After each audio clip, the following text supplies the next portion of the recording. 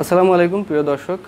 আজকে আমরা আলোচনা করব বর্তমানে সবচেয়ে বেশি আলোচিত সংবাদ নিয়ে, যেটা হচ্ছে রাসেল ভাইপার। শুধুমাত্র রাসেল ভাইপার নয়, যে কোনো সাপে কামড়ানো নিয়ে আমাদের সমাজে যে কুসংস্কার আছে বা ভুল ধারণা আছে সেগুলো নিয়ে আমরা আলোচনা করব। কিভাবে বুঝবেন বিষধর সাপে কামড় দিয়েছে নাকি বিষহীন সাপে কামড় দিয়েছে, সাপে কামড়ালে প্রাথমিক চিকিৎসা কিভাবে দিবেন, এগুলো নিয়ে আজকে আলোচনা করব। একজন বিজ্ঞানের ছাত্র হিসেবে আমি মনে করি এটা আমার দায়িত্ব এবং কর্তব্য আপনাদের সচেতন করা। সুতরাং আপনারা পুরো ভিডিওটি দেখতে থাকুন। রাসেল ভাইপার বা চন্দ্রবড়া একটা বিষাক্ত সাপ। এটা ভাইপারাডি গোত্রের একটা বিষাক্ত সাপ। এছাড়া আরও কিছু বিষাক্ত সাপের ফ্যামিলি আছে, যেমন ভাইপারাডি, অ্যালাপিডি এবং কমন ক্রেট। সাপে কাটা রোগী দেখলে কিভাবে বুঝবেন এটা কি বিষধর সাপে কামড় দিয়েছে নাকি বিষহীন সাপে কামড় দিয়েছে? তো এটা বুঝতে হলে প্রথমেই দেখবেন যে সাপে কাটা স্থানটি দুটি গভীর ক্ষত আছে কিনা, বা দুটি দাঁত বসে গেছে কিনা, তারপর লাল হয়ে গেছে কিনা বা কালো হয়ে গেছে কিনা, ফোসকা পড়ে গেছে কিনা, ফুলে গেছে কিনা। এগুলো থাকলে বুঝবেন যে বিষধর সাপে কামড় দিয়েছে। যদি বিষধর সাপে কামড় না দেয় বা নির্বিষ সাপে কামড় দেয়, সেক্ষেত্রে দুইয়ের অধিক সূক্ষ্ম ছিদ্র বিশিষ্ট ছোট ছোট কাটা স্থান থাকতে পারে, বা ফুলা নাও থাকতে পারে, কালো নাও হয়ে যেতে পারে।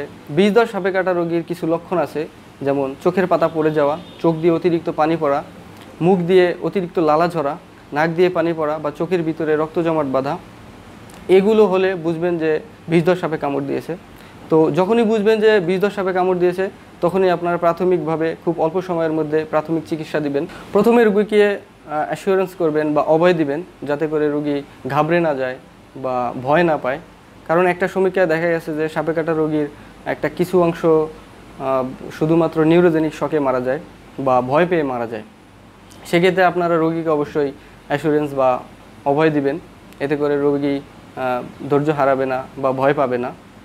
তারপরে ক্ষত স্থানটি পরিষ্কার পানি দিয়ে ধৌত করবেন এবং প্রেসার ব্যান্ডেজ দিবেন। বাজারে এক ধরনের ব্যান্ডেজ পাওয়া যায়, যেটা দিয়ে খুব হালকা করে ব্যান্ডেজ দিয়ে অন্য পায়ের সাথে হালকা করে বেঁধে দিতে পারেন বা অন্য একটা কাঠির সাথে বেঁধে দিতে পারেন। এতে করে আপনার সাপে কাটা স্থানটি নড়াচড়া কম করবে এবং বিষক্রিয়াটা খুব কম হবে। এবং যত তাড়াতাড়ি সম্ভব আপনারা অ্যাম্বুলেন্স ফোন দিবেন। কোনো অবস্থাতেই ওঝার নাম মুখে নেওয়া যাবে না, কারণ ওঝা কখনো সাপে কাটা রোগীকে ভালো করতে পারে না। আপনারা নিকটস্থ হসপিটালে, স্বাস্থ্য কমপ্লেক্স বা সদর হাসপাতালে যোগাযোগ করবেন, তাদের কাছে অ্যান্টিভেনম আছে কি না খোঁজ নেবেন। যদি অ্যান্টিভেনম থাকে তাহলে তাদের কাছে নিয়ে যাবেন। যদি অ্যান্টিভেনম না থাকে তাহলে নিকটস্থ মেডিকেল কলেজে, বিশেষ করে সরকারি মেডিকেল কলেজে আপনারা যোগাযোগ করবেন।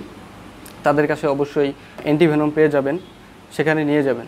তো এই ক্ষেত্রে দেখবেন সাপে কাটা স্থানটি কোনো অবস্থাতেই শক্ত করে যাতে না বাঁধেন, বা মুখ দিয়ে চোষা যাবে না, বা কোনো অবস্থাতে সাকশন করা যাবে না অন্য কিছু দিয়ে। কোনো অবস্থাতেই ক্ষারীয় কোনো পদার্থ বা অ্যাসিডিক কোনো পদার্থ এখানে দেওয়া যাবে না, তাহলে বার্ন হয়ে যেতে পারে বা পুড়ে যেতে পারে। সেক্ষেত্রে অন্য বিভিন্ন ধরনের সমস্যা হতে পারে। তো চলুন জানা যাক কীভাবে আপনাদের বাড়ির আশপাশ বা আঙিনা সাপমুক্ত রাখবেন। এই ক্ষেত্রে বাজারে এক ধরনের রাসায়নিক পদার্থ পাওয়া যায়, ফেনল বা কার্বলিক অ্যাসিড। এটা একটা অ্যারোমেটিক কেমিক্যাল সাবস্টেন্সেস। এটা থেকে এক ধরনের ঘ্রাণ নিঃসৃত হয়, যেটা সাপের নাকে গিয়ে লাগে এবং সাপে ওই পথটা অ্যাভয়েড করে বা অন্য পথ দিয়ে চলে যায় তখন। তো আপনারা কি করবেন, বাজারে এই ধরনের রাসায়নিক পদার্থ পেয়ে যাবেন, যেটাকে কার্বলিক অ্যাসিড বা ফেনল বলে থাকে। এটা আপনারা ছোট ছোট শিশির মধ্যে নিয়ে আপনাদের আঙিনায় বিভিন্নভাবে বিভিন্ন গাছের সাথে বা বিভিন্ন খুঁটির সাথে বেঁধে দিতে পারেন। এতে করে আপনাদের আঙিনায় সাপের উপদ্রবটা কমে যেতে পারে। এছাড়া আপনাদের ঘরের আঙিনায় যদি ভাঙা কোনো পাতিল বা টায়ার বা প্লাস্টিকের কোনো পদার্থ থাকে, সেখানে সাপ লুকিয়ে থাকতে পারে। সেই বিষয়গুলো একটু মাথায় রাখবেন, যাতে এই ধরনের কোনো পদার্থ বা কোনো পাত্র আপনাদের বাড়ির আশেপাশে না থাকে। এগুলোকে পরিষ্কার করবেন। বা আমাদের বাংলাদেশের গ্রাম অঞ্চলে দেখা যায় যে রান্নাঘরে সাপের উপদ্রবটা অনেক বেশি থাকে। ইঁদুরের গর্তের মধ্যে অনেক সময় সাপ লুকিয়ে থাকে।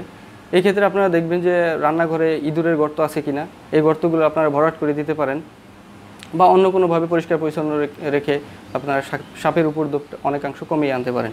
বর্তমানে যেভাবে সাপের উপদ্রব বেড়ে যাচ্ছে এবং আশেপাশে মানুষকে রাসেল ভাইপার সাপে কামড়াচ্ছে বা অন্য কোনো বিষধর সাপে কামড়াচ্ছে, এগুলোতে আমাদের একটা ভয়ের কারণ। আসলে আপনারা সচেতন হবেন এবং আপনাদের আশেপাশে মানুষদের সচেতন করবেন, যাতে সাপে কামড়ালে তারা কি করতে হয় কি করতে হয় না এটা বুঝতে পারে এবং আশেপাশের মানুষকে সচেতন করতে পারে।